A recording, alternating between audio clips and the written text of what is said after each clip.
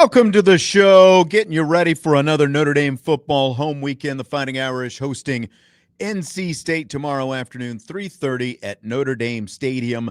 The game day coverage begins at 11 tomorrow. They will be out at the linebacker from 11 tomorrow morning until 2:30 tomorrow afternoon. Tim, Jim, Eric, and Tyler will all be there. Chris Zorich and Ian Book are among the guests they've got lined up. So join them at the linebacker, and of course, right here on Sports Radio 960 WSBT and the Sports Radio 960 WSBT live streaming app.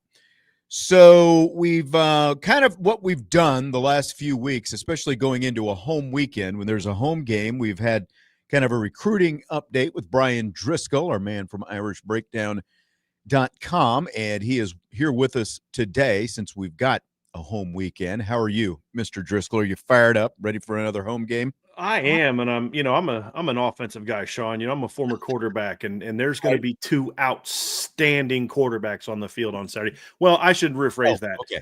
There's always multiple outstanding quarterbacks at Notre Dame, because Notre Dame's got Kenny Minchie and Blake Heber. But I mean, the two starting quarterbacks in this game are both outstanding, and I'm looking forward to watching them both play. Absolutely. Well, we all love good quarterback play. That's for sure. A couple of CJs, as a matter of fact. CJ Carr for Notre Dame, of course, and CJ Bailey for North Carolina State. We'll see how that game plays out tomorrow. Well, kind of a light recruiting weekend, really, for Notre Dame. It sounds like, Brian, there are a couple of big names, I think, who are going to be on campus. Who are maybe the names that we need to know coming into this weekend that are going to be here? Well, it's going to be a little bit of a smaller weekend, Sean, because Notre Dame has really pushed a lot of the top 27 kids into the Texas A&M and then the USC games next weekend, and they're really trying to get in on some big time players that maybe they want to give a little bit more attention to. One example of that would be Albert Simeon, who's coming in from Louisiana, a big time offensive lineman in the 2027 class. He'll be on campus with 3 commits. So not a coincidence that Ben Nichols, Sullivan Garvin, and Tyler Merrill are going to be on campus this weekend with him. A couple other 27 kids, Kalel Johnson from Moeller and Mason Wilt from Ohio, from St. Clairsville, both also be in campus. But Albert Simeon's really the big name to watch there. And there's some 28 kids on campus this weekend as well. Nate Dollard, Langston Pridgeon are a couple cornerbacks from the 28 class from the Southeast area, the Virginia, North Carolina area, which Notre Dame is certainly trying to have more effectiveness in. And then there's a 28 interior defensive lineman to keep an eye on. Kellen Hall from Kentucky is a guy to keep an eye on. But really the big name, Sean, the name to really keep an eye on this weekend is a young man named Amari Irvin, who's a linebacker from IMG Academy. He's from South Florida. Mm-hmm. Irvin, he's the son of Cedric Irvin, the former standout at Michigan State, and he's also the younger brother of Cedric Irvin Jr., who was a one-time Notre Dame commit, ended up at Stanford's, currently on Stanford's roster. But he's on campus this weekend. Notre Dame has done a great job with him, built a strong relationship. He loves Max Bulla. We have an update on the premium message board from Sean Davis talking to him, but loves Max Bulla, loves Marcus Freeman, really likes how Notre Dame uses their linebackers. So that's a kid that I think Notre Dame's going to really try to make a move on this weekend, and I think they're in a good position to maybe have some success coming out of that one here in the near future. If things go well this weekend, that is. Excellent. Yeah, your name or your ears kind of perk up when you hear that name, that Urban name attached to it. So good and bad, because he's got talented kids, but then also you start thinking back to exactly where he was putting up numbers against Notre Dame back in the day. But right, it is an interesting one though, Sean, because remember, Notre Dame dropped Cedric Irvin Jr. when Marcus Freeman took over as head coach, and he hired Dylan McCullough.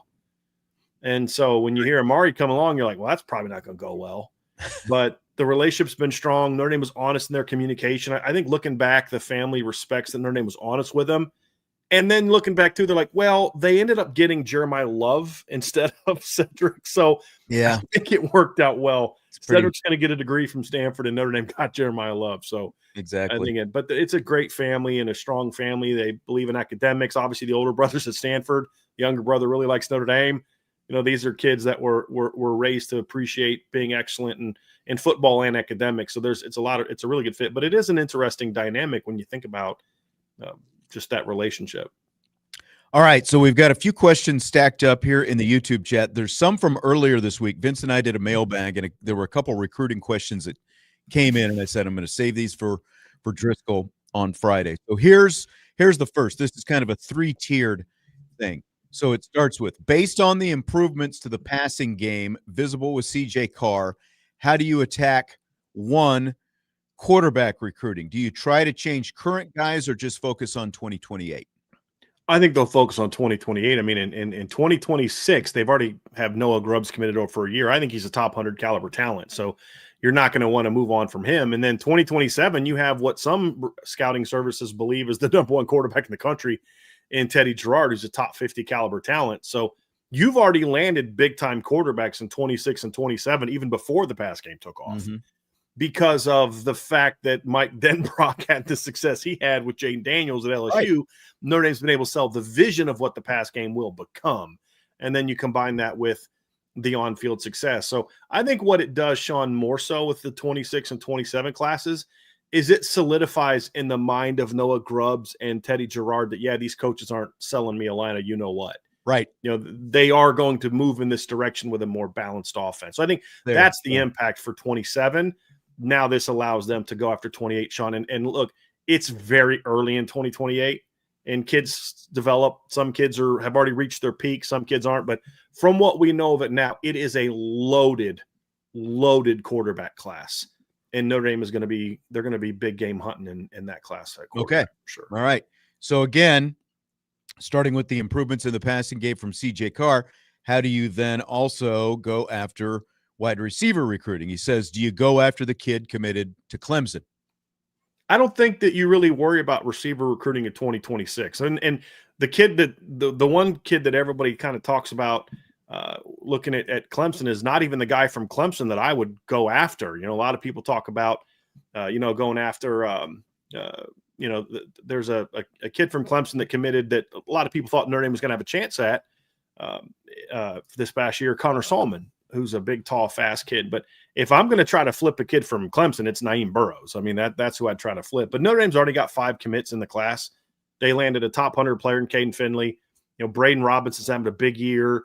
Devin Fitzgerald's having a big year. Bubba Frazier's having a big year. And Dylan Faison's obviously a guy that the staff's very high on as well. His older brother happens to lead the current team in receptions and receiving yards. So I think they're pretty happy with the Faison. So I think what you do, Sean, is more so focus on the studs in the 27 class, which is what Notre Dame is doing. They've already had they had all 3 of their, I think, the guys that I count as 1, 2, 3 on the board were all on campus for the Texas A&M game. And yeah, the game didn't go well for Notre Dame, but they watched CJ Carr throw for almost 300 yards against a top 5 team. And then they've seen what he's done since. Obviously that being Quentin Burrell from Chicago, Julius Jones Jr. from St. Thomas Aquinas in Florida, and then Monson Sales, who's an in-state kid. All big-time players. So I think the focus right now is they're very happy with the 26 class. Very happy. Okay.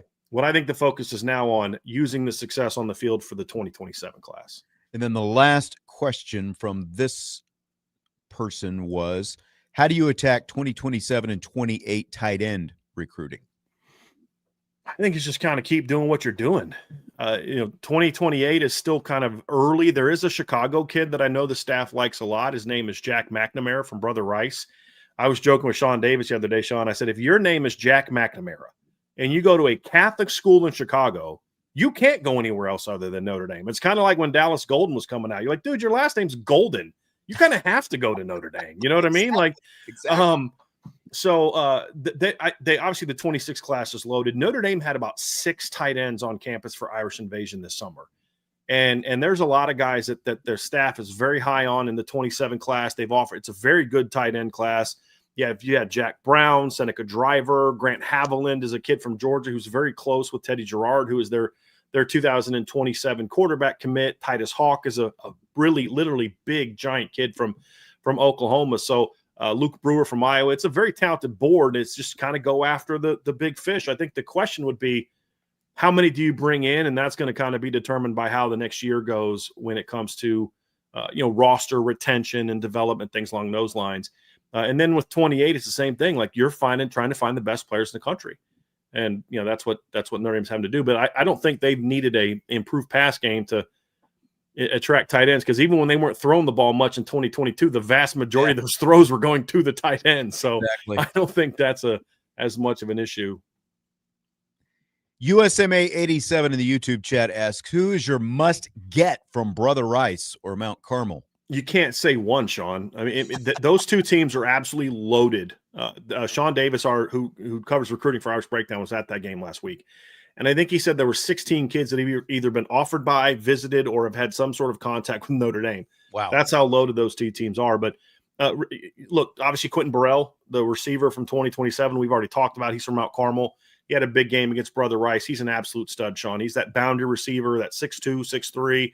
He's going to be well over 200 pounds. Good, really strong route runner for his age, speed, physicality. His game has really exploded. He's an absolute must-get from one of those two schools. There's another 2027 D-tackle, Braden Parks, who's 6'3", 300 pounds, has a very close relationship with Chris Zorich. Notre Dame is all over Braden Parks. They want him in the class real bad. And he's kind of that big-bodied run stuffer, but he's also athletic that Notre Dame wants a lot more of in this defensive line rotation. He's that kind of guy that you can use to penetrate and shoot gaps, but also you can use to eat up space, which is what Notre Dame was looking for, having that dual threat interior guy. Because in the past, they've had either big guys that kind of plug space or they've had really undersized, twitchy guys. Braden Parks brings a little bit of both to the equation. There's also a 2028, and I already talked about Jack McNamara, who's the 28 tight end from there. Notre Dame recently offered a linebacker in the 2027 class from Mount Carmel. But if you want to talk about another name, you got to know, Sean, this is one that everybody's going to want to remember. Cam McGee. He's a 2028 defensive end, 6'3 plus, 230 pounds plus, super explosive, extremely highly ranked player. He's a top 50 player already in the 2028 class, Sean. He's ranked as the number 10 player in the country by Rivals. And on 3, he's ranked as number 15 player in the country by 247. He elite edge rusher, like the kind of guy that just explodes off the edge, can be an impact pass rusher. If they can add him to go with what they did in 26 and what they're hoping to do in 27, he's the kind of kid that you have to get. I mean, you can't miss when there's Stanford's looking at him. Notre Dame obviously wants him. So he's a high academic kid, but also an elite talent that I think would be a great fit at Notre Dame. He's one of those kids that say that's a bellwether recruit for that 28 class. That's the kind of guy Sean, you know how it is, man. 5-star defensive ends don't grow on trees. Exactly. In this area, neither do 5-star receivers. That's why Quentin Burrell is so important. It's why Braden Parks is so important. And it is definitely why Cam McGee is a must-get player for the staff. And the good news is they're on all over him. He's already visited this year once. They're going to try to get him back for another game. They have absolutely made him a huge priority in the 28 class. If only they could just grow him in the lab and just bring him right out and you wouldn't have to worry about it. But yeah, they are hard to find. Yes, they are. As it turns out. DW9 in the YouTube chat asks, after this, quote, poorish offensive line showing so far this year, what's the word on offensive line recruiting? Are kids concerned? Well, number one, I don't think that the recruits would agree with the premise of your question. I think the offensive line had a bad first game, a not very great second game. I think the last 3 games, Sean, they've been outstanding. They've looked like the offensive line we thought they would be. I don't think that's been an issue for them. I don't think recruits look at it that way. You've had Sullivan Garvin, I think, has been at every game so far this year. Ben Nichols has been at just about every game. Tyler Merrill's coming in again for yet another visit. But no, I look, the other thing too, Sean, I don't think, I've said this before, recruits don't usually react, especially Notre Dame recruits, don't react emotionally to every up and down of the team like fans do. Number one, and this isn't an insult, they haven't been fans of the team their whole lives like we have, know, and so there's not that same emotional investment.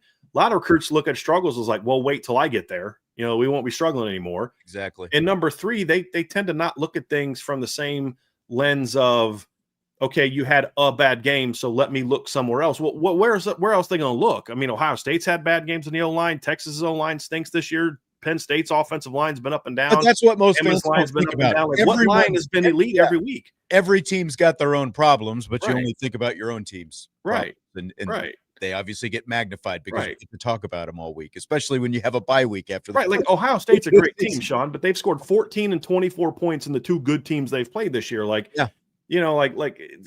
Kids just don't look at stuff the same way that we do. Where they're not as emotional about it. Again, that's not an insult. I love the passion of fans. It's something that you've been kind of excited about for a year. You're probably not going to be as excited about as the guy that's been, passionate about something for 25 years. It's just how it goes. But I think the offensive line commits are completely locked in, and they're watching this offensive line, 3 games in a row, rushing for over 200 yards. CJ Carr's had all day to throw the ball the last 3 games. So, I think they're probably liking what they're saying. Hopefully it can continue, but it's definitely trending in the right direction. Coleman Smith asks, chances of a 3-man receiver haul of Jones, Burrell. Is it Burrell or Burrell? Quentin Burrell, yeah. Burrell. That's what I thought. Yeah, Khalil Taylor, obviously, that's an interesting one, Sean. He is a kid from that was committed to Penn State until about 6 hours ago. Then he decommitted from Penn State. Their classes, people are thinking they're getting ready to fall apart a little bit. Keemon Spell's probably going to decommit from there as well, the 5-star running back. But I think the chances are pretty slim as of today, Coleman. I think that Notre Dame's got a great shot with Quentin Burrell. I think they've got a great shot with Julius Jones Jr. Burrell, they probably have a better shot right now than Julius, but I wouldn't be shocked if those 2 kids eventually end up in the Notre Dame class. There's a lot of work to do, but I think they're in a good place with both. Khalil Taylor's already got 3 visits set, and none of them are to Notre Dame. And then he kind of gave a list in an interview with On 3 of other schools he'd like to visit, and Notre Dame was in that list, and they weren't even first in that list. I think Indiana, was first, if I remember correctly. But they'll probably try to get on him again, but as of right now, I don't know that Notre Dame's going to be a major player for him. I think their eyes are set on some other guys as well as Khalil Taylor, but unless things change right now, I think he's the one of that trio that I wouldn't think they have a great shot at, but they're going to still keep trying and keep recruiting him, and things obviously change. If you'd have told me in January Notre Dame was going to get Javion Osborne, I'm like, okay, buddy, that's over whatever you got. But then look what happened. Once he got on campus, he fell in love, and now he's one of their most solid commits. And by the way, Javion Osborne is having a monster senior season, junior season. Oh, actually, no, senior season, as is Jonas Walton. So the running back room is going to be just fine in the future, folks, because those 2 kids are very talented. And they're having big years. Tyler wants to know how DB recruiting's going. Great. Obviously, the 26 class is loaded. Notre Dame is doing really well in the 27 class. They obviously recently, for the A&M game, had Josh Dobson on campus, who's a 5-star recruit. Xavier Hassan, that's a name to keep an eye on from North Carolina. He's another top 50 to 75 national recruit. Notre Dame's the team to beat for him right now. But I love where Notre Dame's at in the 27 class. But, Sean, this is why getting filled up so early with big-time players has been helpful to the staff, because since June or July, Mike Mickens' entire focus on DB recruiting has been on the 27 class. And once again, he's going after some big fish. There's another kid from Mount Carmel, Sean, that I should have brought up earlier, Tavares Harrington, 6'3" cornerback from Mount Carmel, is a teammate of Quentin Burrell, who's another guy that Notre Dame loves and would love to add to the class. He's a top 100 caliber recruit as well. So once again, Mike Mickens is doing Mike Mickens things in the 2027 class. I wouldn't be shocked if one of the next commits in the 27 class is from the defensive backfield. All right, let me see. We got time for 1 or 2 more questions here from Andre. Who are your must-get players in this cycle? 2 offense, 2 defense. Oh, my goodness. Well, the 2 on offense right now are easy. You've got to get, in my opinion, Quentin Burrell and Julius Jones Jr. I think those are the 2 players in 26 that you absolutely have to get. 27, there's a defensive end who's making his 2nd visit, a big-time top 25 player named David Jacobs, DJ Jacobs. He's a longtime friends of Teddy Gerard. He is an elite game-changing edge rusher. He was on campus for A&M. He's coming back for USC. When a 5-star recruit from Georgia makes a second in-campus in-season visit, that's a big thing. He's an absolute must-get on defense. And then I could give you a list of 5 guys in the secondary that I think Notre Dame needs to get. Josh Dobson being one, Xavier Hassan being one. You've got to get one of those players, in my opinion. And then the other one, as I talked about earlier, Braden Parks, a defensive tackle, would probably be my other one along with DJ Jacobs. So there's a lot of potential must-gets. But I'm going Braden Parks and DJ Jacobs and on the defensive line, one inside, one outside. You get those 2 guys, Quentin Burrell at receiver, Julius Jones at receiver. This is going to be an elite class for Marcus Freeman and his staff. Zach wants to know, do you have a 2027 prospect crush? Not yet. No, I always kind of have a guy or 2 here that I just kind of fall in love with. I haven't got that yet. Partly because some of the studs or some of the guys that I would otherwise fall in love with, like Julius Jones Jr., like Quentin Burrell or DJ Jacobs, are 5 stars. So everybody's kind of in love with them. But that under the radar guy like Benjamin Morrison, who I was on very early. Kyle Hamilton, I was on very early. I had him as a 5-star, and everybody else had him as a 3-star.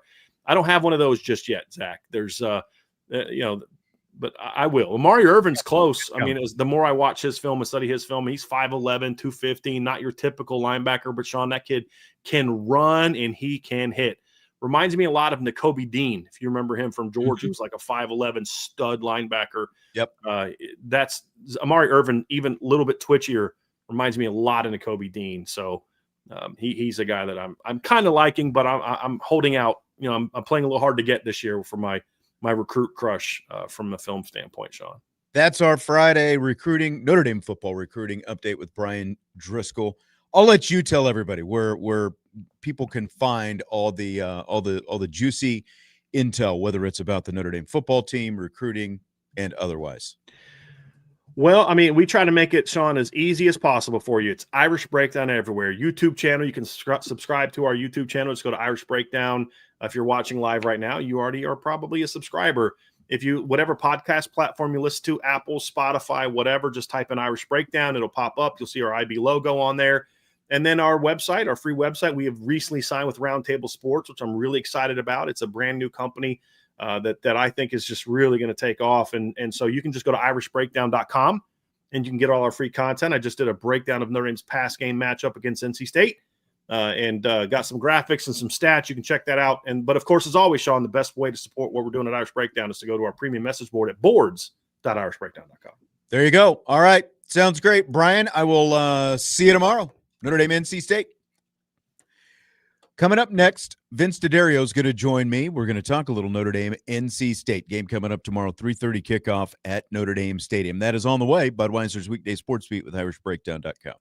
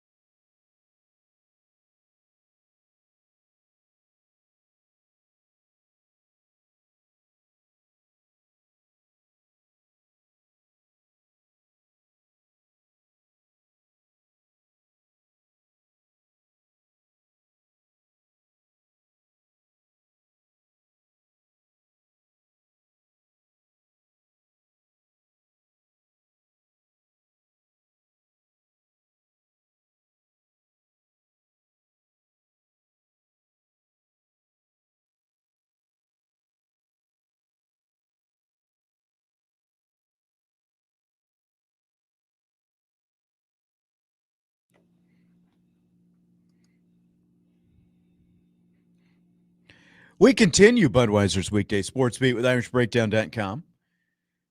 Joining the show right now, standing 5'10". Oh. Not quite. I mean, I wish. Maybe I'm just getting that short. Like I see myself in photos, and it's like, man, I am shrinking. Because I think it's all the stuff in my back and my neck. Like all the discs are just compressing. Yeah. It's like, I know I used to be taller than that, or at least I felt taller than that. Anyway, Vince DeDario is here. I'm like a 5'8", 5'9", probably. Okay. I mean, yeah. The funny thing is, my unbelievable boss here at school is like 6'6". So yeah, I do a lot of looking up. I used to, like in high school, I used to list myself as 5'9". I don't think they ever did official measurements or whatever, and I would just 5'9". And I really. I don't know that I ever measured myself, but I was not 5'9". Let's just say it may or may not say 5'10" on my driver's license. So I think I've still got a 5'7" on mine. Hey, what's it between friends? Right. Exactly. All right. Well, we've got Notre Dame football coming up tomorrow at Notre Dame Stadium, 3:30 kickoff, 11 a.m. game day show with Tim, Jim, Eric, and Tyler out at the linebacker. Chris Zorich, Ian Book will be there, and you can hear both the game day show and, of course, the game here on Sports Radio WSBT. So, Vince, your confidence that Notre Dame's defense can keep it going this week, where are you on that right now? So let's do the old scale of 1 to 10. I would say my confidence level is like a 7, 6.5, 7. Okay. I want to be a 9 on this. Like, I want to believe. I so want to believe. This is a situation where I've got 3.5 or so games of a certain kind of defense, the way it was getting called, all of the things. And I've got a game, maybe game and a half of a different kind of defense. I need more. I need at least another game before I start getting super confident that it's going to stay this way. Yeah, because there's a decent chance that this was a one-game aberration. This was a Boise State specific game plan, and they're going to be back to the way that they were playing defense before. Like that's a possibility. And with the way things have gone this year, I can't dismiss that possibility, Sean. I can't do it yet. So I'm like a 6.5, 7. That's the way it is. Yeah, I think I'm probably in the same neighborhood. I might be a 7, 7.5. So maybe just a little bit more confident. But the problem is, I don't want to be, Charlie Brown having the football pulled from underneath me, and like. To me, this is kind of the proving game for me. This is the prove it. If we see something pretty similar to what we saw against Boise State last week that continues to piggyback off what started against Arkansas, I'll be really confident about this defense for the rest of the season. We finally saw a team that played a much different kind of coverage in the secondary. Yes. Again, how much of that had to do with the fact that you had Leonard Moore and Devontae Smith back together? That probably has something to do with it. You will still have Leonard. Did I say their names right? Leonard Moore. Yeah, I wanted to make sure I didn't say Leonard Smith before. No, you're good. Leonard Moore. Okay.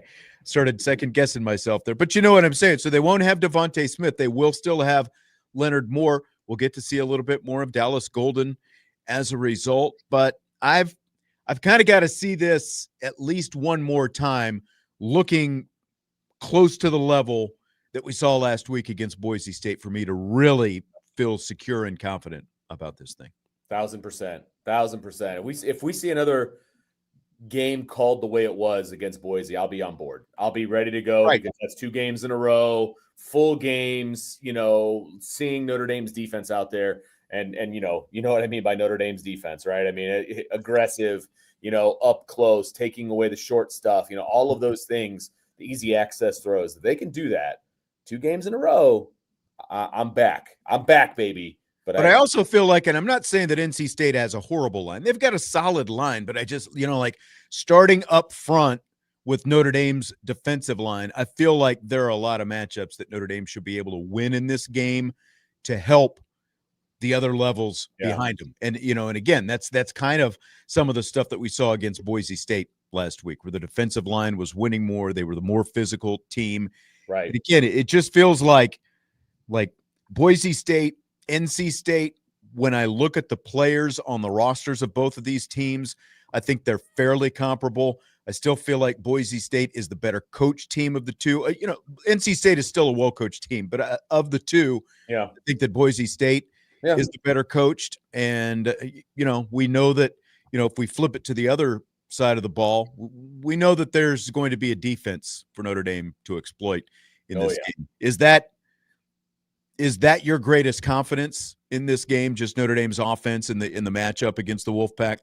100%. I mean, the defense I believe that the defense can have an average day and they're still going to win the game by a decent margin.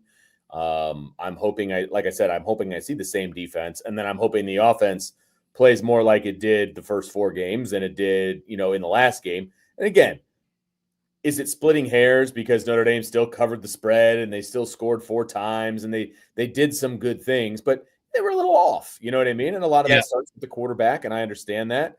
I just don't see CJ Carr having 2 games in a row like that.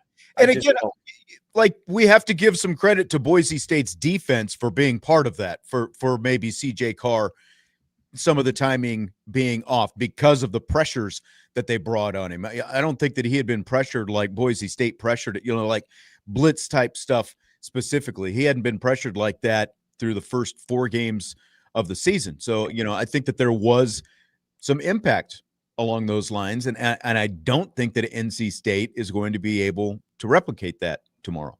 Well, he definitely saw some different looks. He saw some different fronts. He saw some different coverages, stuff that he's never really seen in a game before, which may have made him hesitate, may have made him a little off, those kinds of things. But again, I don't see that getting him twice. It's like, what's the saying? Fool me once, shame on me. Fool me twice, or fool me once, shame on you. Fool me twice, shame on me. Like, I don't think he's going to get fooled twice. You know what I mean? I think he's going to be ready for whatever NC State wants to throw at him. And I don't see it being much of an issue. Yeah, Irish for Life 99 says CJ missed some receivers and he wasn't that pressured. Well, I mean, it's not physical pressure, like in his face kind of pressured. It's the manner in which they were lining up. It's the manner in which they were bringing heat from different places. They were backing out of it. They were doing some complex things. Giving him a lot different looks that he hasn't seen as a guy making pressure. A start. Yeah, exactly. It's mental pressure, not necessarily physical pressure. Right. You can second guess yourself a little bit. Like, am I reading this right? Am I doing this right? Am I going to the right place because of what you said, the way they line up and dropping guys and doing different things like that. So it's not always just literal pressure. Right. It's essentially Al Golden type stuff, confusing, especially a young quarterback. That's one of the things that Al Golden did so well that Chris Ash has not been able to replicate so far, regardless of if the coverage is better.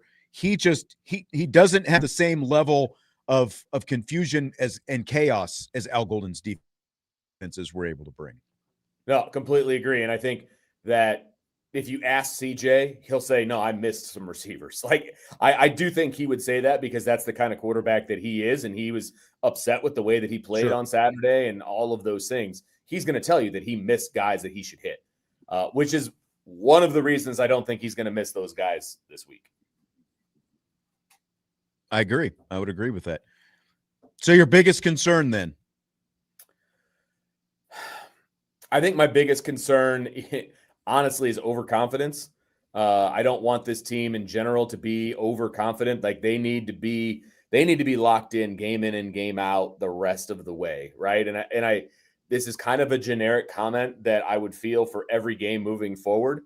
Are they looking towards USC, for example? You know what I mean? Like, NC State has lost some games that you're like, they've had some turnovers where you're like, maybe this isn't the NC State team that we thought that they were, but they can't take them lightly. They've got to go into this thing focused, Don't be overconfident, like that kind of a thing. Like that's my biggest worry. I'm not saying it's going to happen, but week in and week out, that's going to be my thought. Don't go in overconfident. Go in there, play your game, and you're going to be successful. Yeah, like some level of complacency. I really don't feel like this team is in that place because there were, like momentum is something that has come up a couple of times this week with Marcus Freeman, and they're building some definite positive momentum. Like I wouldn't want to see them get down to the 1 yard line again on their first drive and be held out of the end zone again, because then I think maybe you start to play a little bit tighter after that, and those kind of things happen.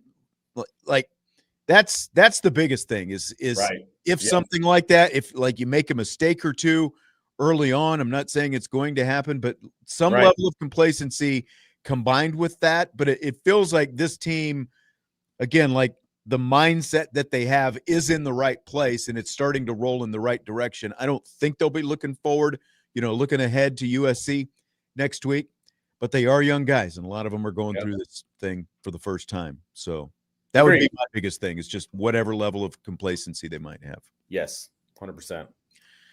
Andre wants to know, what in this game is more important for the offense, points or style of play? Between those two, I would say style of play, because sometimes points don't necessarily dictate what kind of a game it was. You can look back and you can see how things were executed. You can see how things are going. What if they have another crew that's going to throw 24 flags? You know what I mean? Like that can affect points and not necessarily style of play. So in this particular, if you're only giving me those two options, I would say style of play. I would say style of play. I get what you're saying, but at the end of the day, you win by scoring points. So I've got to go with the points. Okay. Like no matter how they get it. And I think that offensively they'll be able to get some. My question is, will they hit a special teams play or two? Will they get, I think we're going to see some more turnovers caused by this defense. And that's like, again, one of the more exciting things about the defense is that is starting to come. Yeah. And so I just go with points, because the more you score, the better. And I think that regardless of how you get there, I do want to see a team that out physicals NC State. I think Marcus Freeman wants to see that as well. So from that aspect, that's important. But I think to me it's points, which makes perfect sense. I think they can win in whatever fashion they want, especially from the offensive side of the ball. From a national perspective, people aren't going to be watching this game. They're going to be watching. There's some other more high profile games going on at the exact same time. Yeah. And so people are going to be looking at the box score.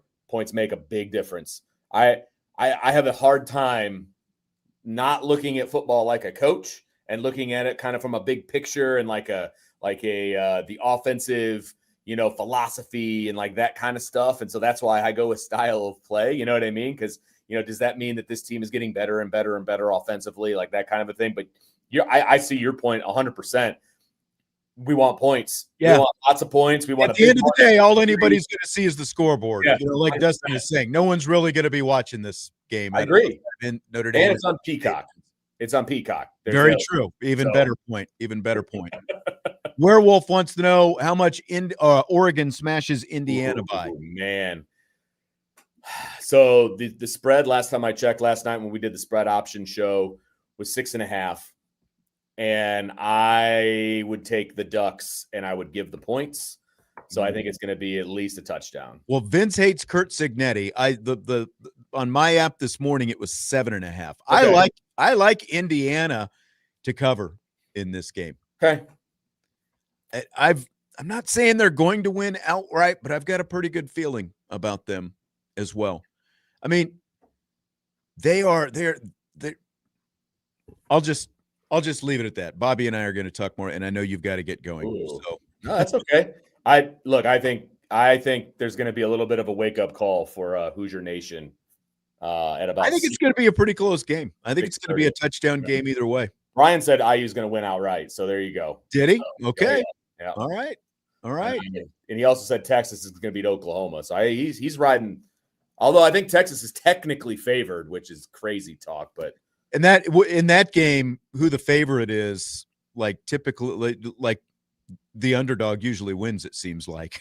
But Mateer is going to be back. We'll see how his hand is and how healthy he is, and that's ultimately Oklahoma is going to go as far as Mateer takes them this year when it comes down to it. So I would take Oklahoma in that game actually myself. Me too.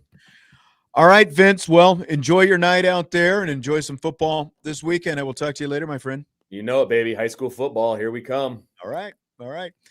He's Vince DeDario. Bobby Hensley joins me next. We've got a slew of topics coming up in the second hour in rapid fire and some other stuff coming on as well. That's coming up next. Budweiser's Weekday Sports Beat with IrishBreakdown.com.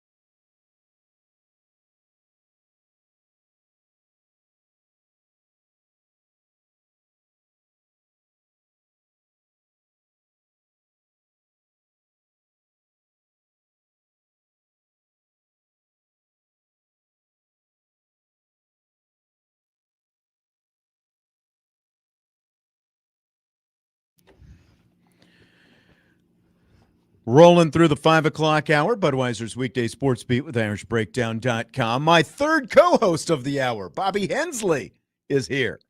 Everyone's that tired of you that I know. Nobody wants to spend the whole day with you. Can't keep a co-host. The whole day being What's 2 going hours. Yeah, that's right. It's kind of a sprint, though. Driskell started the show. Vince was in for the second part. Now, smiley Bobby Hensley is here. Did you watch more playoffs or football last night? It's about split, actually. There's a lot of good of both. That's what I was going to say. It feels like a playoff baseball game. You're bringing in your third pitcher in the first hour. Oh, man. I tell you what, did you watch the end of the Phillies-Dodgers game? Yeah. I didn't really think about this until after the fact. Who had the worst Philly night? The Eagles or Orion Kerkering throwing that ball away in the 11th inning to end the game and give the Dodgers the series win? Well, obviously, ending your season's how the worst part of any. True. The Flyers also lost last night. Oh, because people care about that. Yes. Well, Philly fans are looking not for a good anything night to be for happy Philly. about. That's right. Yeah. Did the Sixers play last night? No, maybe they probably lost their preseason game too. No, that pitcher throwing the ball, which is his job. He's paid to throw the ball to home plate. He had no chance of getting that ball. He was not going to get that out at the plate no matter what, and he just airmails it. I don't know what that arm slot that he's got, that he was going to make a much better throw to first base because he rushed himself so much. That's what I was going to say. He put himself in an impossible situation, and it was also kind of annoying seeing on Facebook today. A lot of people were putting, did you see the runner didn't touch home plate? And it's like, well, you didn't watch the game then because he went back and touched it. I was going to say, you could see him in the replay going back to touch it. Yeah, he didn't touch it the first time, but he went back, and he had all the time in the world because everyone just kind of stopped and wasn't doing anything after the ball went back to the backstop. Right. Yeah, it was just funny to see people that didn't watch the game that posted just to get some likes. And I do see the chat. They're all happy I'm wearing Notre Dame today. Oh, you are, aren't you? Yeah. I didn't even realize that because you've always got such being very Bobby Hensley, you're always cutting against the grain with different gear. You had a North Carolina hat on the other day. You've had a Texas hat on before. How many are you like a lot of hats? Do you literally have a lot of hats in your collection? Yeah, I try to match colors. I like having hats, but I usually save the Notre Dame stuff for Saturday to bring good luck to them. So I thought, let's move it to Friday, get the vibe started early. Got a whole nother Notre Dame outfit for tomorrow. Very true. We were talking about the Oklahoma-Texas game. Vince and I were in the last segment, and Stymie is asking if Mateer is playing. That's what I heard today, that John Mateer is going to be playing for Oklahoma. So that's, whether they get to the game and something changes, the word that I've heard is Mateer is going to play for the Sooners. Well, does it matter? Texas's season's done. Oklahoma's the only one got something to play for. I mean, it is a rivalry game, so I would hope it would matter. Well, I don't want to get too much into Texas because then people will get mad at me again. But it's like you said, every time they play this game, whoever's the underdog seems to ruin the other one's season. So maybe it's a good omen for Texas. Even some lopsided games with the underdog winning, it seems like. Yeah, there's been some 38-0s in there. Yeah. You never really know what's going to happen in the old Cotton Bowl. Irish for Life 99 wants to know if we'll be out at the IB tailgate. I just found out about it today, and I'm going to try to swing by there tomorrow once I find out from Bryan where it's going to be. Just depends. Got big plans. Big Saturday planned. Yeah, might have to hit Home Depot in the morning. Are you? What's your big Saturday? I was going to say. Bigger deal, though, last night. Didn't touch on the football game last night. Giants just burying the Eagles. Bigger deal. Giants winning or the Eagles losing? Probably, I think the Eagles losing because they hadn't lost in 365 days. And now they have back-to-back losses. And before they started losing, they were already having some turmoil within the team with the receivers. I think it was wasn't it like 20 consecutive starts that Jalen Hurts had made? Like when he started and finished the game, they had won before last week, and now they've lost 2 in a row. Yeah. Which, I mean, now is when you want to lose them so you can fix it. And I'm doing cartwheels inside right now. I was just going to say, this speaks to the Cowboy fan in you, doesn't it? But did you see Were there any Jalen Hurts defenders last night with some of the horrible decisions he was making, some of the horrible throws he was making, and with guys like Devontae Smith and AJ Brown on the field, he still can't complete passes, and these morons want to tell me that sorry, Sportsman Philly 22, but these people want to tell me that Jalen Hurts is a top 5 quarterback. You saw case in point last night why he is not. He doesn't make good decisions. Their offense is basic, and look where they are right now. Basic is putting it nicely. How about this? Who had a better night?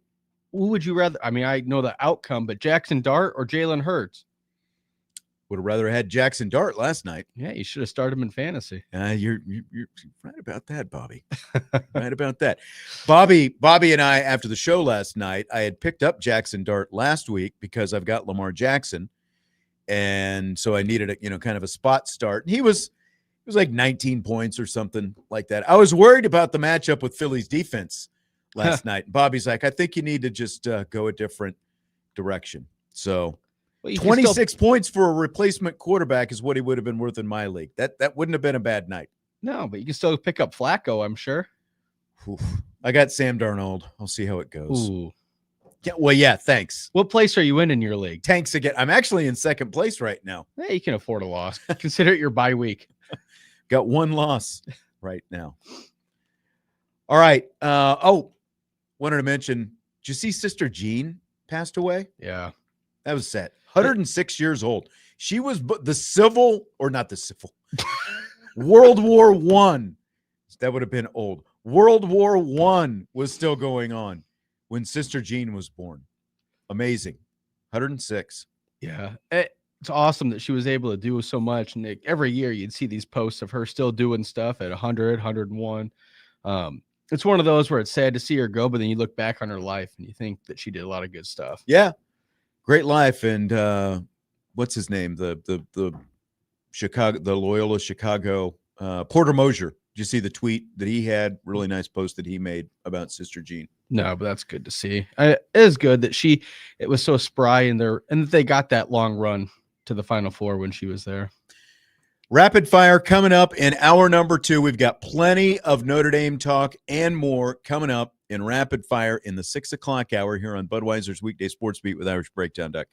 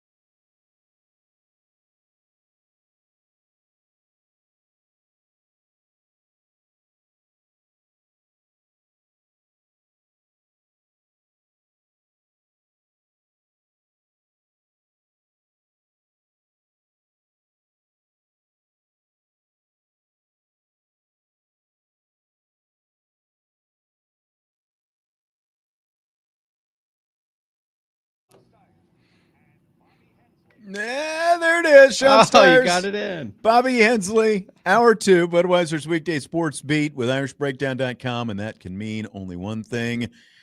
Bobby, are you ready for some rapid fire? Oh, I'm ready. Let's rapid. Let's rapid. Let's fire. Fill in the blank. It's blank that this week's Notre Dame NC State game will only be televised on the Peacock streaming service. There's a lot of ways to look at this. I'll use the word frustrating, but I guess the other word I was thinking about was understandable, because there's going to be money made by Peacock and Notre Dame from it, because people are going to pay to watch one game. I mean, people will subscribe to Irish Breakdown, for example, or anything Notre Dame will make money. So I understand why they do it. It's understandable, but it's frustrating because in this day and time, there's just make it easy to watch games. It's so hard already. There's so many networks.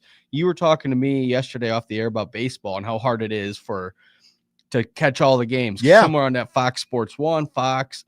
It just would be nice if it was just concise, easy to find, and you can shuffle around on your guide. But now when you have to go to Peacock to get to change the channel, you got to go out of Peacock. It's just a pain. That's the I think, to me, like, if you're sitting home and you're watching the game, okay, it's fine. But you can't pause the game the same way. You know, like if something happens and you need to, you know, whether it's just go to the restroom or, you know, whatever, you know, go grab your nachos or the doorbell rings and, you know, somebody's like, whatever, the pause function, the forward function, all those different things on the streaming service are not the same as, you know, like if you've got a DVR and your cable and stuff like that, and the functionality of the remote and the forward and back, you know, like all those options. Like if I record, you know, because like even like when we do what we do now, this is different, but other people still record games and watch them as well. You go back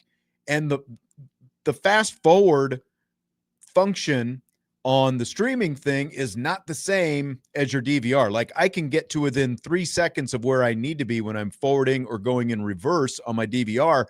You're all over the place. You have no idea where you are with the Peacock. Yeah. Or, you know, not the Peacock, the streaming services. And I wish you wouldn't even say it's not the same. You're correct, but it's worse. It's just so much worse. It's almost unusable. You have to stop and guess where you are and check and then be like, oh, do I remember this play? Where was this? And you look at the clock for the game clock to see what's going on. And another problem is I just don't think they promoted enough on like socials and stuff. If you're going to have a game that's a standalone game on an app, make it a good game is my one thing, but then also promote it. Like show all the time, hey, only Peacock only, because now also what you're going to have is a flux of people trying to get Peacock at 3:00 in the afternoon tomorrow. Exactly. And then, you know, what's the bandwidth look like? And yeah, all those different things. And then, you know, just watching the game itself for people who are sitting home watching, and like we're live tweeting at the stadium, the media during the game. Well, there's going to be a lag because of the fact that it's streaming. So that happens every time there's a streaming game, and people are like, "Oh, you're tweet," you know, like so. So do I, Bobby, as someone, because I don't tweet a ton during the game, but there'll be some times I'll tweet something, and obviously other people do as well. Do we owe it to people sitting at home watching on TV to hold off 10 to 15 seconds on our tweets before we tweet something when we're live tweeting during the game? Well, that's twofold, because you're so old. By the time you get the tweet out, it's probably already been 15, 20 seconds. Okay. And to be completely honest, if you tweet something and somebody sees it, and then they can look up and watch it, I guess, live on their stream. So good for you. But yeah, I think it's fair. Just it's not a spoiler. It's not a spoiler when they're 2 minutes behind reality because they're watching it on a stream. I think that most Notre Dame fans have gotten used to this by now, because this is what, year 5 or something like that, where there's been, you know, a game exclusively on Peacock, year 5 or 6 or whatever it is. So they're used to the fact that you have to do it. And like from the aspect of if you need to pay for the subscription, you pay, and then you cancel the subscription the next day. Obviously what Peacock is hoping is they get the churn and people, you know, forget to cancel and all, you know, all that different kind of stuff. So it's been funny since this Big Ten deal with NBC began, because a lot of those Big Ten games are on the Peacock app as well. And it's been funny watching the Big Ten fans get ticked off about it. It is. And the thing also, not only is it tough to hit pause or risk where you're going to join back. It feels like if you don't refresh your feed, it slips a little and you don't notice. So by like the third or fourth quarter, you might be an extra 2 minutes behind real time. And if you live close enough to the stadium, you're going to hear the cheers. That's true. And you're like, well, I don't know what's going on. They're at the 50-yard line, But so the Big Ten stuff's funny. That I don't know how much money they make off of this, just the Peacock only standalone games. It has to be enough that they keep trying it. They keep firing away. I mean, it's part of the deal now. Right. From Notre Dame's perspective, there's going to be one game on there every year. I don't think that again, they've done this for a while. We've never seen the ratings for a Peacock game, which tells you they're not great. That the ratings are not great, because anytime the numbers are even somewhat good, TV networks can't wait to tell you about what the ratings are. And again, we've never seen any ratings published for any of these Notre Dame games on Peacock. And you can correct me, but how many teams have specific app game only? Like they're here and there, but none of the national big teams. Well, the Big 12, part of their deal has been with ESPN Plus, and I don't know how that's changed with the new ESPN app and all that kind of stuff. But I know there are, because my dad, I hear it from him all the time when he's trying to watch Kansas or Kansas State or whatever, and it's like, I got the ESPN Plus app, and so everyone gets ticked off about that. So there are at least there are plenty that are on the streamers. I mean,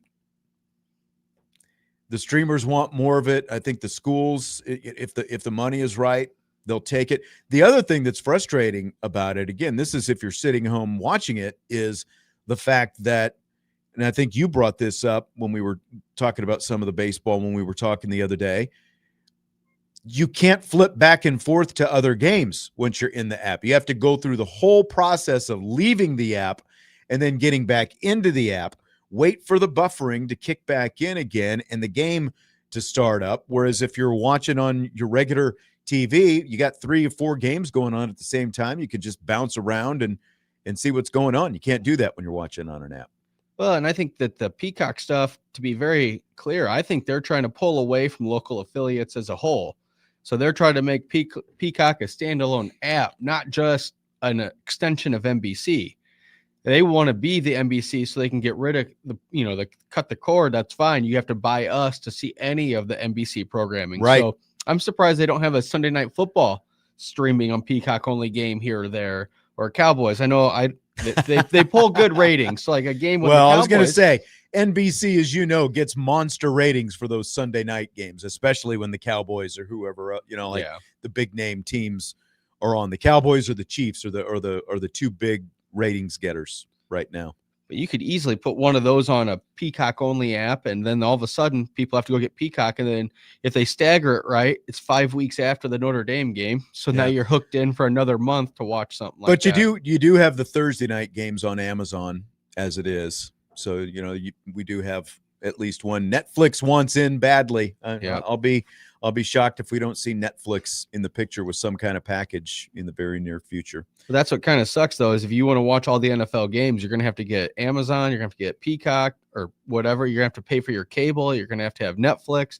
You're going to have enough cable or streaming subscriptions that would be costing more than cable. Dustin says if he wants to watch multiple games, he just puts it on the laptop. That is an option. But as someone who has multiple big screen TVs in my That's house, not what you want. I don't want to watch on a tiny laptop screen or my phone. I want it up on a big screen in front of my face so I can see it. Let me ask you this. Is there anything you would do to improve the Peacock viewing experience? And I'm talking specifically for Notre Dame football viewers. Yep. I think there's something they could do for every game that I don't know why they haven't delved into more. It's like having a alt cast like the Mannings. I've been saying this forever. I don't know if, I've been saying it long enough that you and I have talked about this before, but I completely agree with that sentiment. And I don't know who you'd pick, but I'm saying like if you can get like Jerome Bettis, who's a very fun guy, be a good one, marketable, a Golick, something like that, or even Collinsworth went to Notre Dame. If he could host it and you bring a different guest in for every game, if you could have some ties to the opponent, that would actually be, because they tried Jack Collinsworth as a play-by-play guy for a while. Like if you had Jack Collinsworth, because he is a Notre Dame grad and he still works for NBC, and then you bring in, like you said, Jerome Bettis or whoever, it would, and like a revolving Could rotate. Yeah. Like Collinsworth would be more of a host, so it would have a different feel depending on who you put in there. I've always said the Golics make perfect sense. Now, Junior is doing some games for like TBS or TNT that, cut like college. I think it's like a Big 12 package or something like that. So he's not as available right now. But this has been a few years back. I felt like the Golics made perfect sense. They both went to Notre Dame. They both got a lot of media experience. Golic Sr., obviously, with the ESPN and Mike and all that kind of stuff. But there are a lot of different guys that you could put in there, like former players and things like that you could do. I think now you would have to pay them, so how much NBC/Peacock wants to pay some extra personalities to do it? I think that would be the question. With the right amount of money, I can fix all the problems. That's right. That's right. You could bring in the guy if you have the money. I'm perfectly willing to spend other people's money.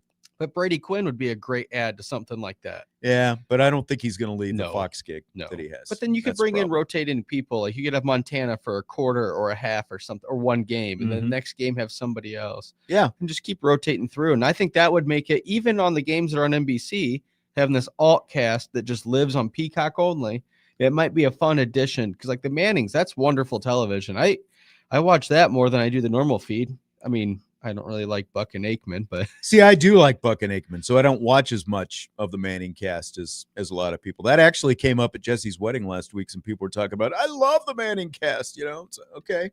That's cool. I think they're good, but again, this would be the key to the Peacock one as well for Notre Dame. Who's the guest that they bring in? Right. Because that would make the difference. But then, like, if you're playing USC and you can bring in a USC guy to just chit chat and have that, back and forth rapport, that would be kind of fun. I think that'd be fun. I think that'd be better than watching, especially if it's a blowout game. That's the other thing about college. There's a lot more blowout games. But the thing is, the biggest criticism that Notre Dame fans have, I mean, Notre Dame games have been on NBC for 30 years now. And the biggest criticism Notre Dame fans have is these broadcasts are not Notre Dame enough. Mm-hmm. And so if you've got broadcast TV and you've got, all these games are on both. They're on both NBC and on the app. So why not just make the app the alt broadcast and then have all the Notre Dame flavor that you want in there? That seems like that would fix a lot. Now, I've got even an easier solution. I still like the alt broadcast. They haven't shown any, inkling that's going to happen anytime soon. Have you watched any of the Major League Baseball games on the Apple streamer?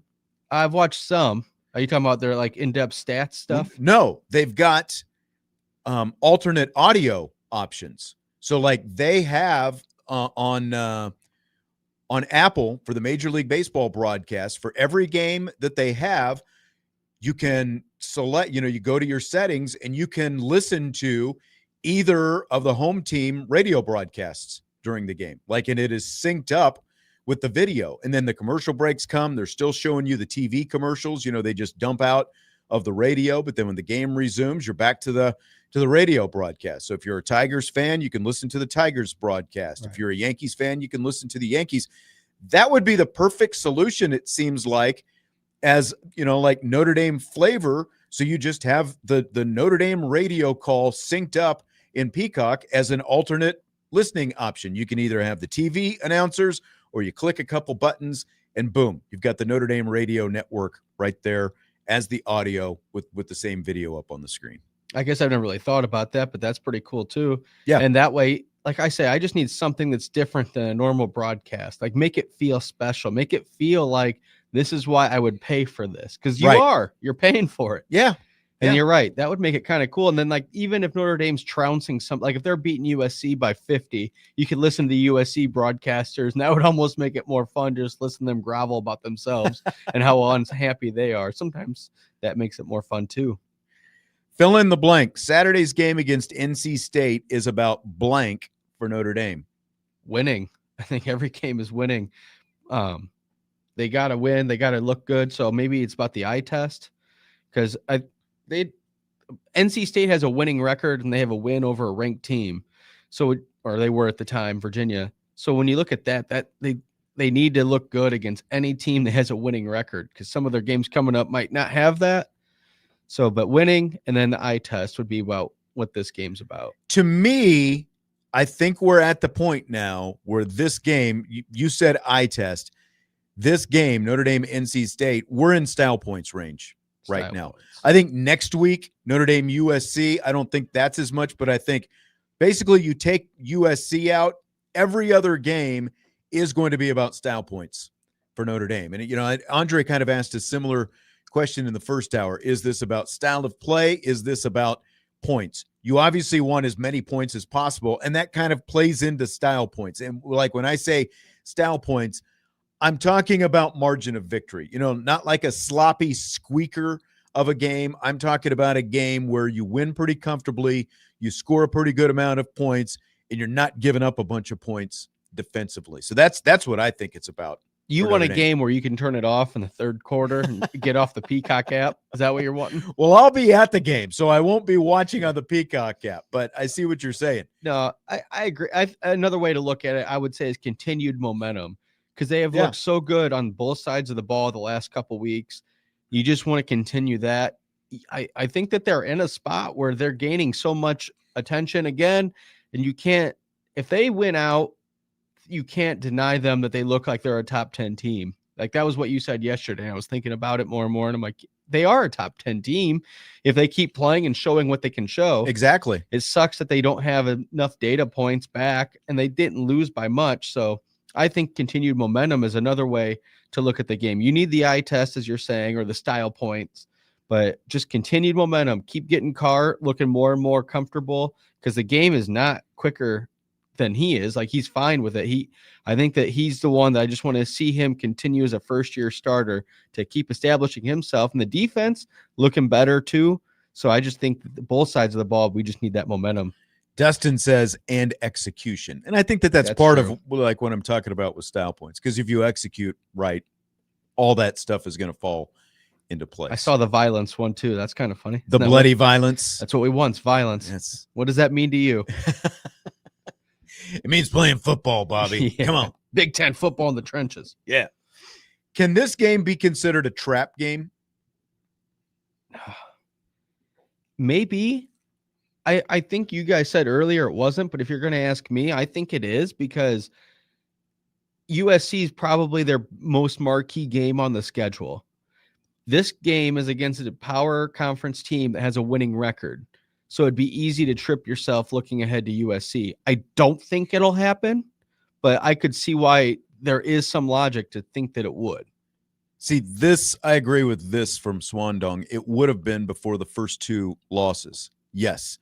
And I think that that's a good point. It just feels like they're in do or die mode with every game now. So I think that the trap game stuff fell off. Like, okay, you were coming off Boise State, a playoff team last year, your biggest rival, USC, and you've got North Carolina State in the middle. It just feels like where they are, they know that every week is do or die now for the rest of the season if they want to get into the playoffs. But they've got to, like the whole coaches cliches, you got to be focused on this game. You can't be thinking about the future and all that different kind of stuff.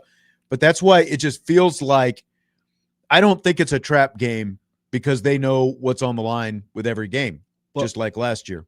Watching them play the last few weeks has been fun to watch them. They've just been relaxed, a lot playing, more fun, and just it's fun to watch football. But I guess the thing that makes me think it's going to be a trap game potentially, they're 22.5 point favorite, I think it was, in the spread.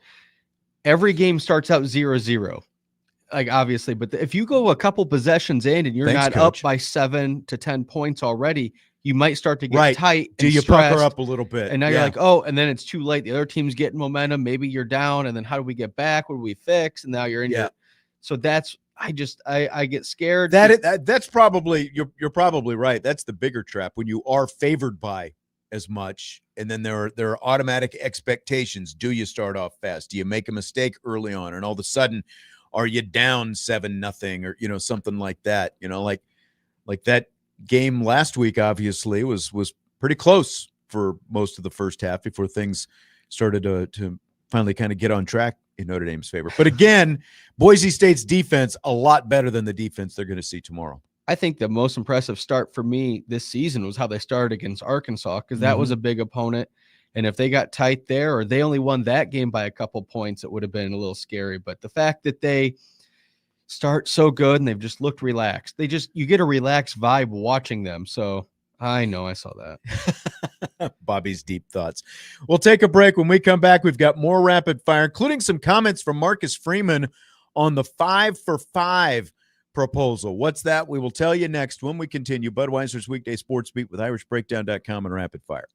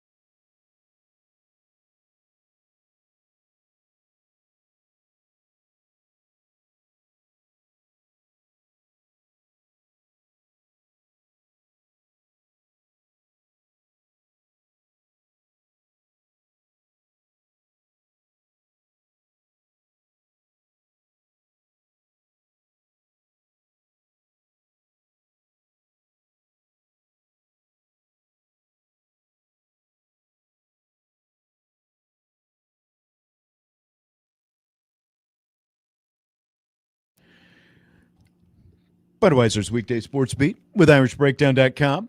Rapid Fire with Bobby Hensley, Sean Stires. You know what's fun, Bobby, is I wish we could sometimes continue the conversations we have off the air, on the air. Do you? That would be the fun stuff.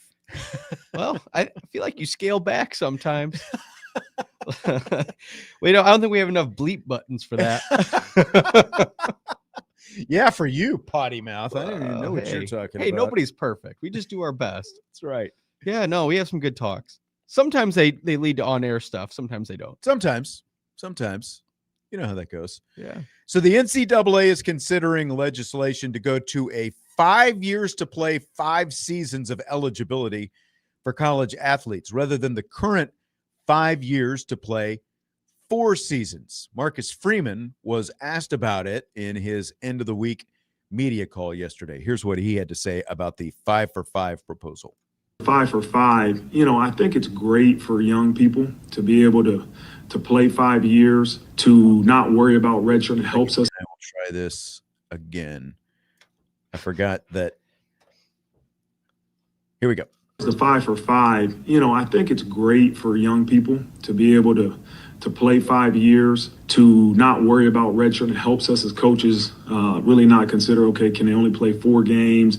Can we not play this guy 1 play in a game? And it just allows you to just play. I think each institution will have to kind of look at what the scholarships entail. Like, is it through graduation? Most scholarships are, tied to the graduation, right? In terms of, 4 years to get a degree. And so I think each school will have to kind of look at that, or maybe the NCAA will come up with a rule in terms of how long the scholarship is tied to the 5 years. And so I think there's a lot of things that are going to have to be worked out, but for young people and really for coaches, I think it's a great thing.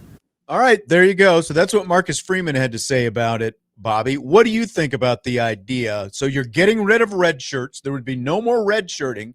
And instead of only playing 4 seasons with potential red shirts, like getting you that 5th year, everyone would come in with 5 years of eligibility, and you've got five years to play those 5 seasons. Obviously, now injuries would get you some extra time and those kind of things. But in general, 5-for-5. Do you like this idea?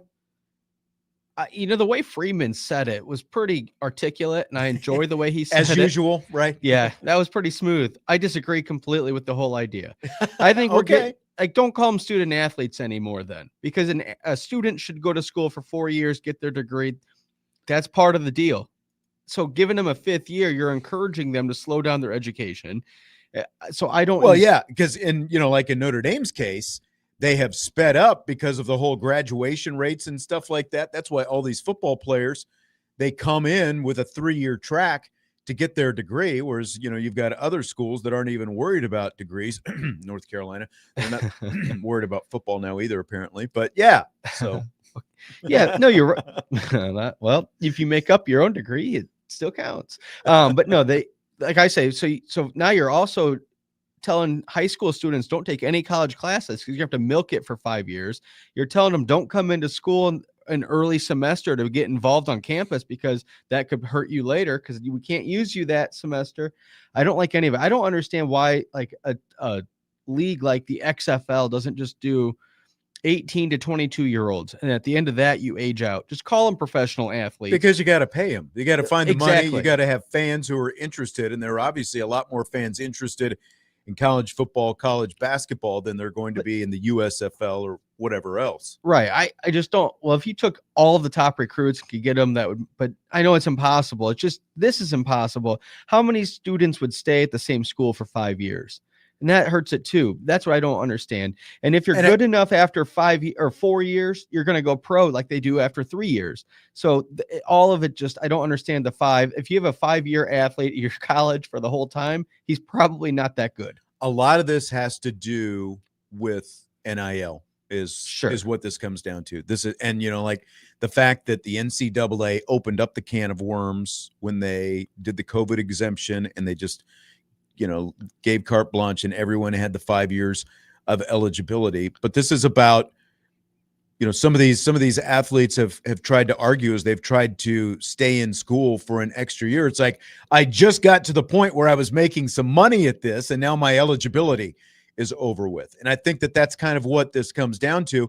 So by giving everyone the 5th year, even the guys who aren't going to go play in the NFL or the NBA or the WNBA, whatever sport it happens to be, Major League Baseball, by giving them the blanket 5 years, you're giving them a longer window for earning power so they can stay in school, And, in many cases, it gives them incentive to stay in school because they have a chance, to make some pretty good money if they're, like a good but not great NFL type prospect who could also still potentially turn into an NFL prospect if they finish off their career right. So I personally like it. Again, I think this is largely due to NIL.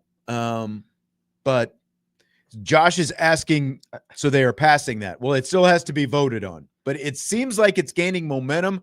The question is, like what I have seen in the last day or so on this, is there are coaches and some administrators who are saying, if this is going to happen for next year, this needs to be approved now as soon as possible because you have roster management issues that you have to start figuring out.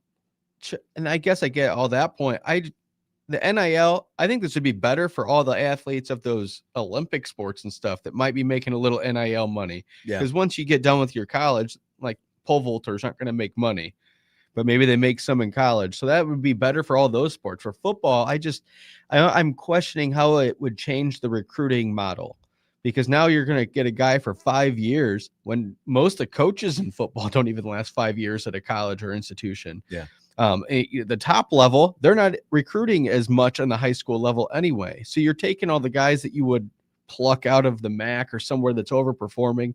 So stuff like that, I guess it would give you, instead of having them for their 4th year and just one and done, like a Sam Hartman or something like that, you could get 2 years out of them because you have a 5th year. Yeah.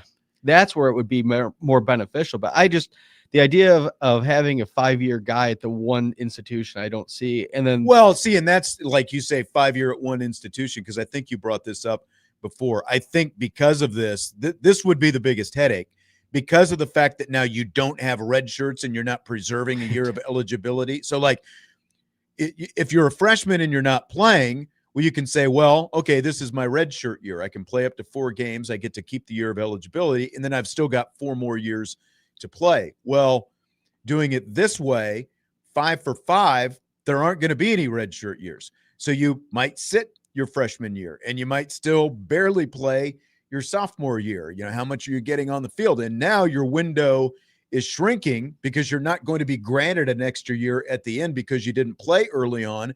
And so I think that it's going to lead to potentially more transfers earlier in guys' careers because they're going to be ticked off earlier that they're not playing. It's like, I got to go find some place to play because my window is only shrinking for the rest of my career.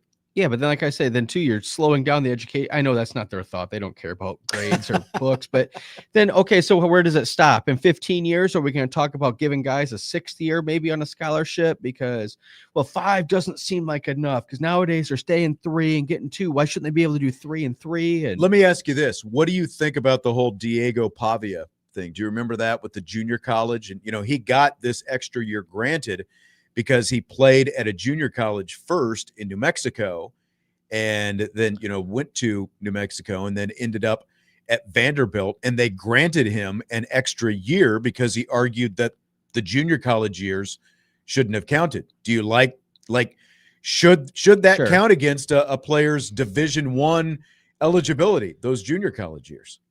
I guess I can see. I don't think so. I don't think that should count.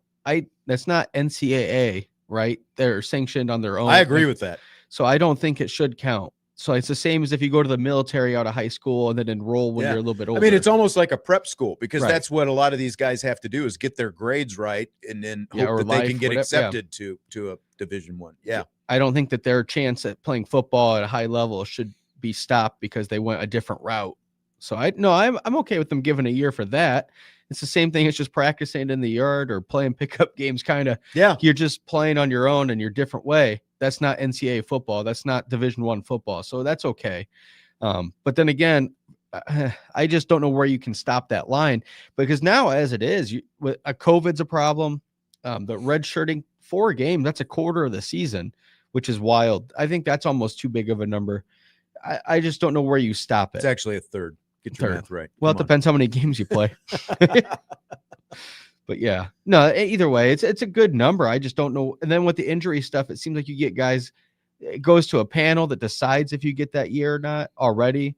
So yeah, but again, now you don't have to worry about that if you go for this 5 for 5. You don't have to worry about all those exemptions and everything else. It's just, here's your 5-year window. Do with it what you will. Are you sure Arby's doesn't have it trademarked, the 5 for 5? Can I get a side of horsey sauce with that? Oh, God. Best condiment in the world, little horsey sauce. We'll take our final time out. We've got some Notre Dame NC State game props that we're going to get to when we return and wrap things up. Budweiser's Weekday Sports Beat and Rapid Fire with IrishBreakdown.com.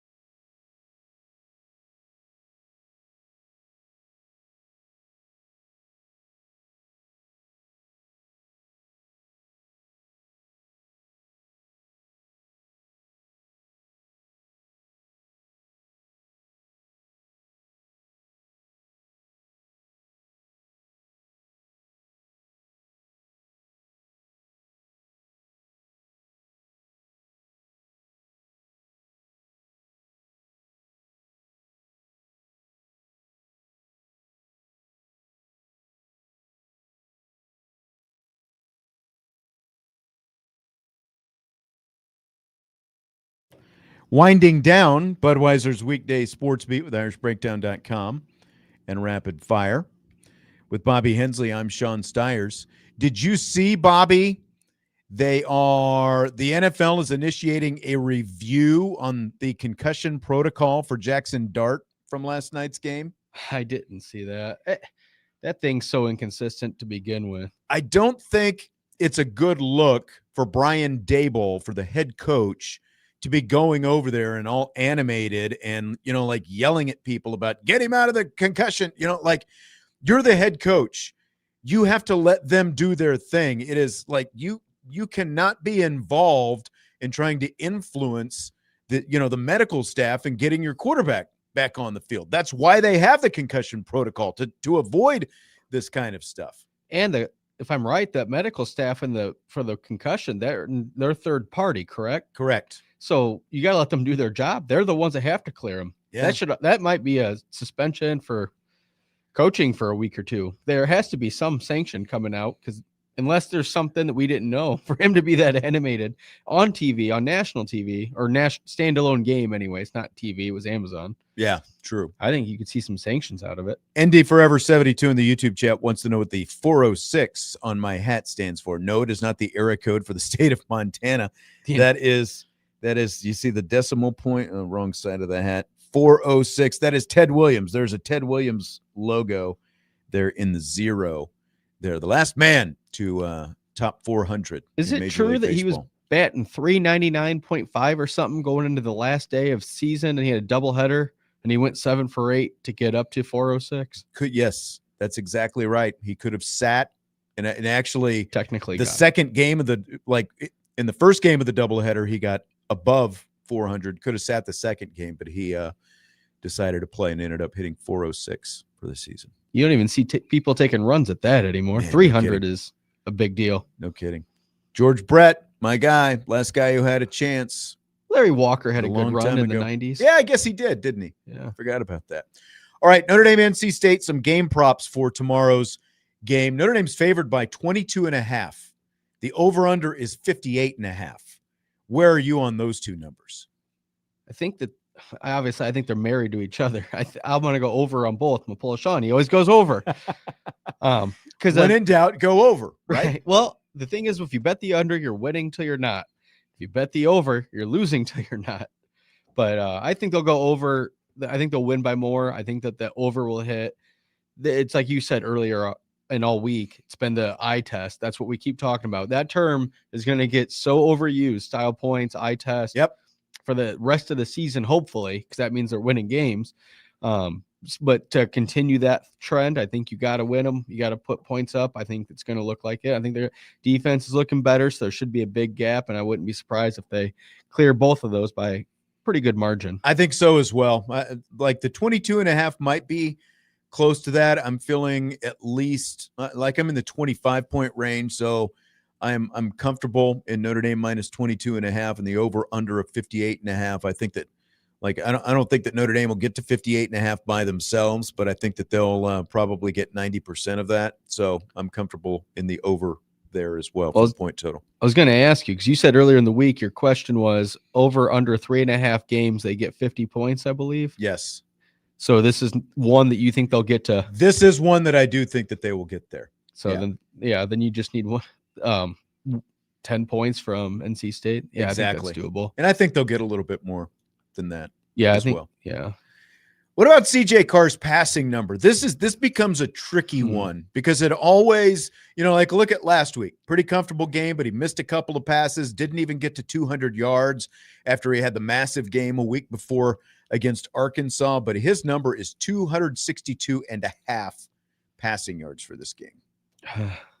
I know I said over on everything, but that just seems a little high for me. I'm going to go under.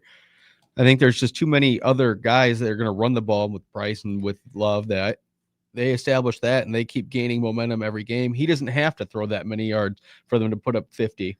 I'm thinking under, but at the same time, there's, a version of this game where CJ Carr, fairly similar to Arkansas, like if he just kind of toys with them and is just throwing the ball all over the place, where like he could have this by halftime for that matter.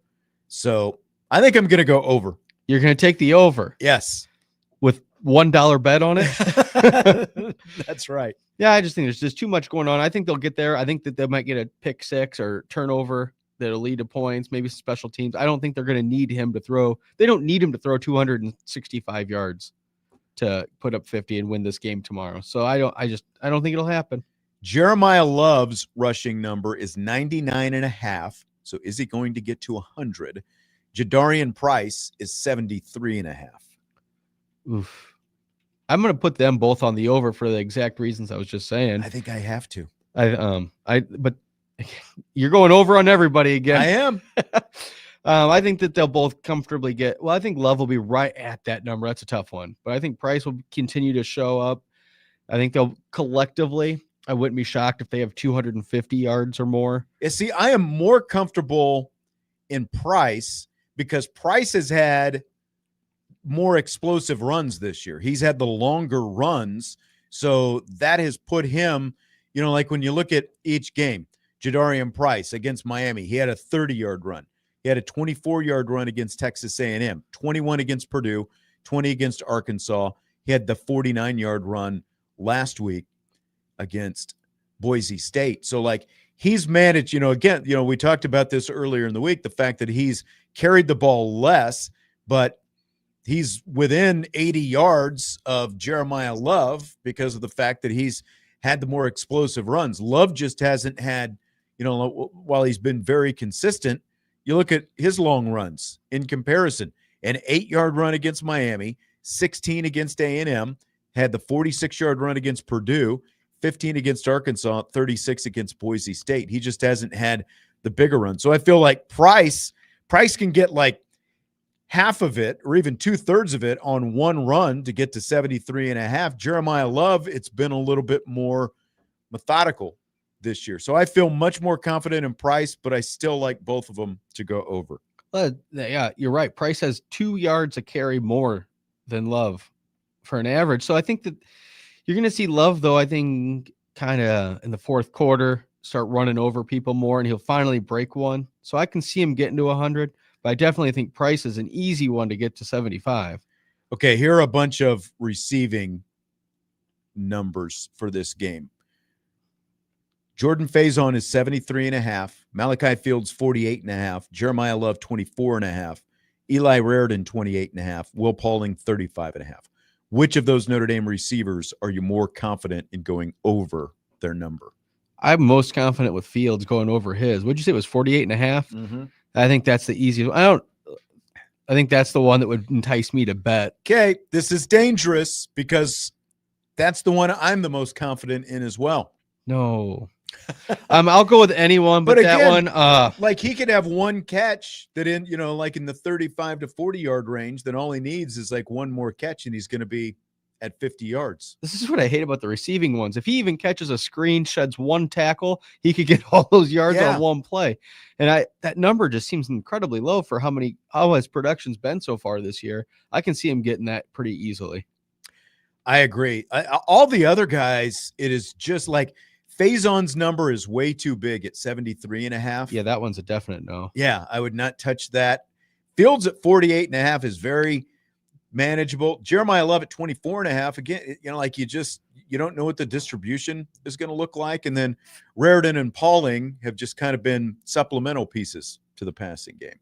Well, Fields is only 8 yards under him for the season. So that seems like a big gap for the over-under. Yep, exactly. All right. Well, I think that's going to do it, Bobby. Joe is asking if I'm going to be at the IB tailgate tomorrow. Again, I just found out about it this afternoon, but I'm going to try to swing by. Bryan is supposed to let me know, once he posts what poll they're at and all that kind of stuff. So I do hope to swing by. So there'll be an Irish Breakdown tailgate out there. Look for Brian Driskell's Twitter, and you'll know where to go. Bobby, 3 days this week, man. I don't know. We survived it. People are going to start thinking you like me or something. Have a great weekend. Enjoy the game. We'll talk to you Monday. Budweiser's Weekday Sports Beat with IrishBreakdown.com.